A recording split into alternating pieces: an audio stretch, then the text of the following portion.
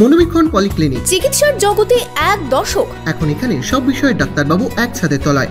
Phone করুন 7477799515 এই নম্বরে। স্বাধীনতা দিবসের দিন রাতে বোমা বিস্ফোরণে মৃত্যু হলো এক ব্যক্তির। পরিবারের দাবি ফোন করে ডেকে নিয়ে গিয়ে খুন করা হয়েছে তাকে।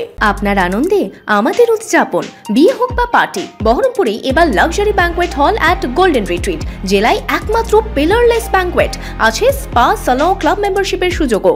বহরমপুর শিল্প তালুকে গোল্ডেন রিট্রিট। স্বাধীনতা দিবসের রাতে সীমান্তবর্তী রানীনগর থানার ঝাউবাড়িয়া মালিপাড়া এলাকায় বোমা বিস্ফোরণে মৃত্যু হলো এক ব্যক্তির। বোমা বাঁধার সময় মৃত্যু বলে অভিযোগ, যদিও পরিবারের দাবি ফোন করে ডেকে নিয়ে গিয়েছিল, তারপরই এমন ঘটনা ঘটেছে। জানা গেছে বৃহস্পতিবার রাতে ঝাউবাড়িয়া মালিপাড়া এলাকায় বিস্ফোরণের শব্দ পান স্থানীয়রা। ভোর রাতে অ্যাম্বুলেন্স আসে গ্রামে, সেই গাড়িতেই ছিল এলাকার বাসিন্দা আইনুল হকের দেহ।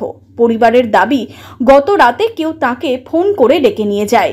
ভোরের দিকে ওই ব্যক্তির মৃতদেহ অ্যাম্বুলেন্সে এসে রেখে যায়। কিভাবে মৃত্যু বুঝে উঠতে পারছেন না কেউ।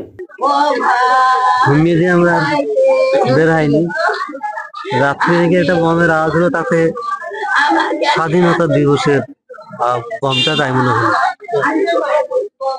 ভোর রাত্রে অন্ধকারে 4টের সময় অ্যাম্বুলেন্স লাস্ট এসে নাম নিলেন, তাই হচ্ছে গাড়িতে দেখছি যে আমার ভাই, আর কেউ নাই, ড্রাইভার আছে। স্থানীয় সূত্রে খবর, বোমা বিস্ফোরণের ঘটনা ঘটেছিল আর তাতেই ওই ব্যক্তির মৃত্যু হয়েছে। তো রাত্রি প্রায় 2-2:30টার পর একটা সংবাদ আসছে যে একটা ছেলে মারা গেল। তো আমি বলছি কি করে মারা গেল, তো বলে যে বোমে পা খাম হয়ে গেছিল। তো বমকে কেউ মেরেছে ওকে। তো যে ফোন করলো বললো যে না, আমরা তো দেখিনি। খবর পেয়ে ঘটনাস্থলে পৌঁছয় পুলিশ। মৃতদেহ উদ্ধার করে ময়না তদন্তের জন্য পাঠানো হয়।